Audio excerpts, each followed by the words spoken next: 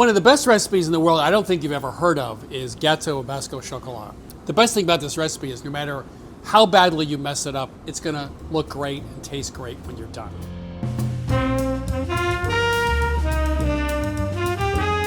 Okay, custard filling starts with milk. Don't forget salt in desserts, please. Espresso powder. Bring it to a gentle simmer. All dessert recipes need salt, whether it's actual salt or one of the ingredients is salty, because salt enhances flavor. So I don't know why people didn't use salt in desserts. So meanwhile, while this is coming up to simmer, I'm just gonna put some cornstarch in with the sugar. The cornstarch is gonna thicken this as it cools. Egg yolks. And we have a little rum, which is optional. Well, not optional for me, but whisk this until it gets a little lighter in color. It's up to a simmer. I'm gonna whisk it in. Now it goes back in the pot. You want to see it start to bubble a little bit. And that means it's probably gonna get up to about 180 degrees, something like that. That's sort of the point at which, if you're trying to thicken a custard with cornstarch, that's about the right temperature. So off heat, and now we have the chocolate. So that was pretty easy, actually. If you have the chocolate in nice small pieces, it's gonna melt fast, which is what you want. So now it's thickened, the chocolate's melted, but it's gotta sit in the fridge. You could use wax paper for this, by the way, if you don't want to use plastic wrap. In the fridge, at least 3 hours.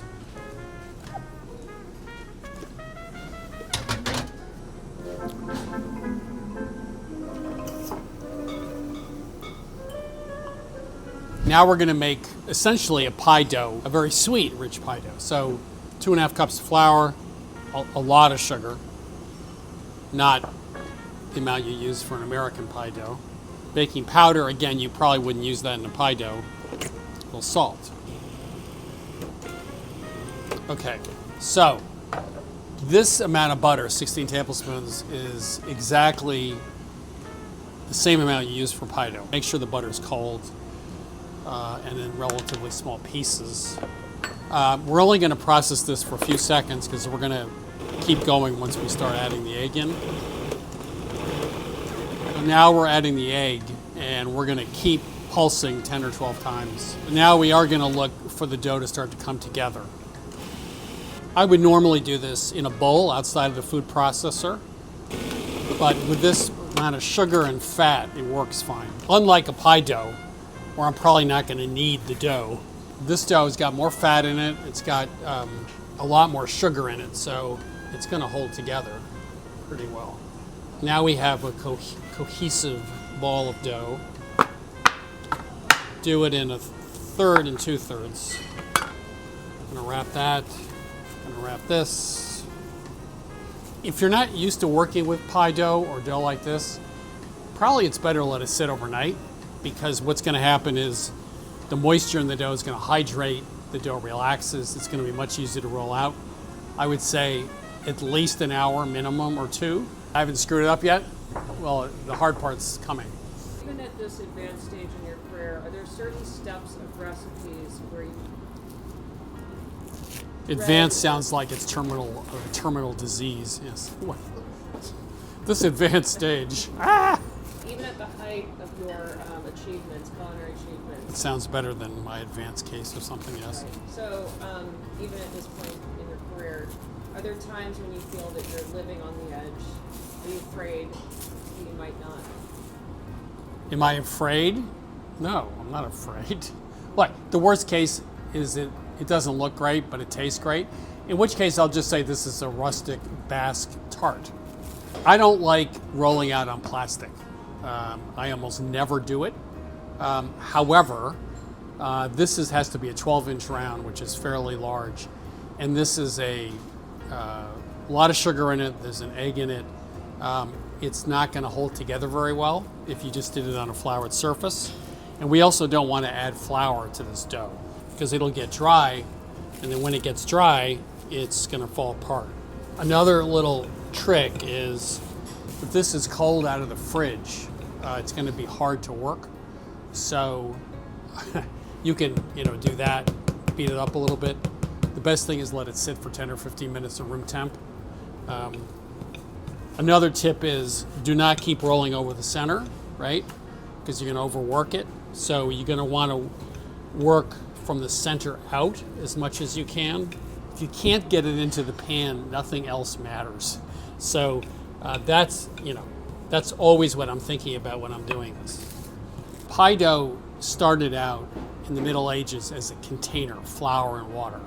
If you think about pie dough or this as just being a container, that's really what it is, then you don't get all caught up in all the terminology and the pâte brisée and the pâte sucrée and this and the other thing. Leave that to the pastry chef. You're just making a container, right? So don't sweat it. At the end of the day when it's baked, if it wasn't perfect, nobody's gonna know. Wes is looking over my shoulder now, going like...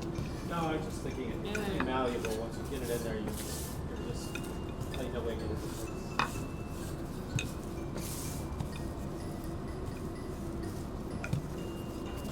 Take the top, loosen the top out from under it because it's pulling itself. Now you should be able to round out that side. Okay. And always do this with Wes behind you because he can help you out. Actually, that was a great tip. See, the plastic is holding me back. That's the problem here. We did it. We did it. Okay, 12 inches. Boy, that was this is the exciting part.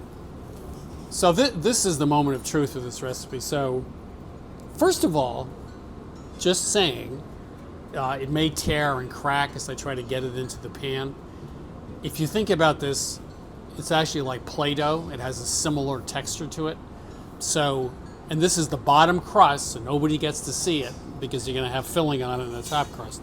So we're going to put it over like that. I hate plastic. God, this is awful. Let's just say this looks awful, okay?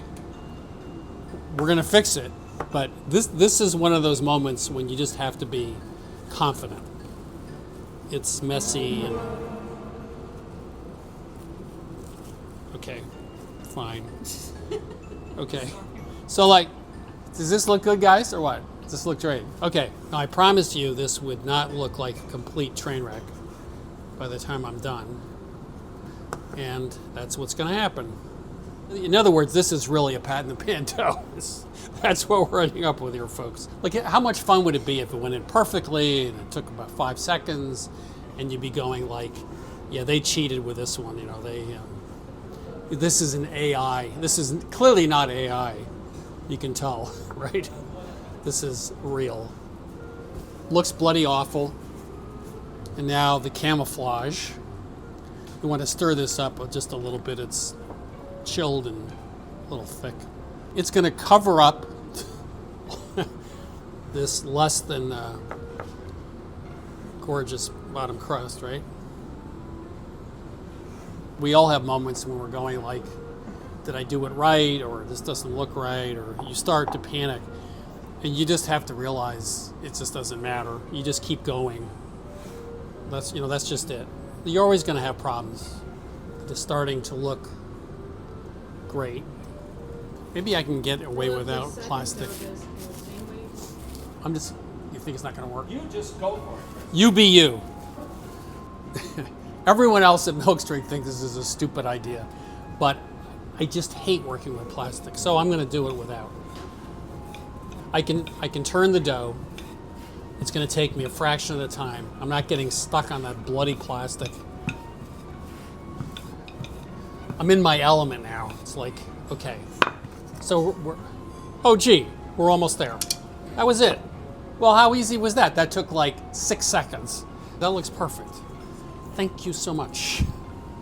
Great lesson in how to start with a complete disaster. And now it looks great. Hey, how about that? Okay. So a little crosshatch with a fork, the tines, that's classic. There's lots of kinds of glazes.